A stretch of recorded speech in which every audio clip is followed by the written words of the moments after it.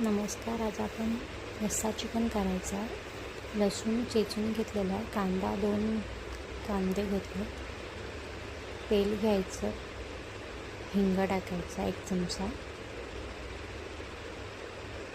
नंतर लसूण टाकायचं. त्यात कांदा लसूण गोल्डन होईपर्यंत मग कांदा टाकायचा.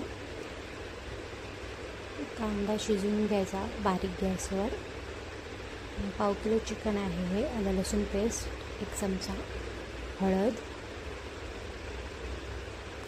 मसाला, मीठ घ्यायचं आवडी म्हणजे चवीनुसार. तुम्हाला केवढं लागतं, मी 2 चमचे घेतले आहे.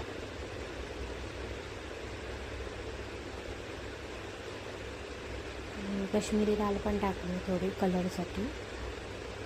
कांदा गोल्डन झाला आहे, सगळं मिक्स टाकावं. बटाटे घेतली मी थोडी, 2 मिनटं वाफ दिल्यावर बटाटे टाकलं, थोडं पाणी टाकलं आणि मग ठेवायचं शिजून. 10 बटाट शिजेपर्यंत, म्हणजे कळतं चिकनचं. बटाट शिजलं म्हणजे चिकन शिजलं तसं.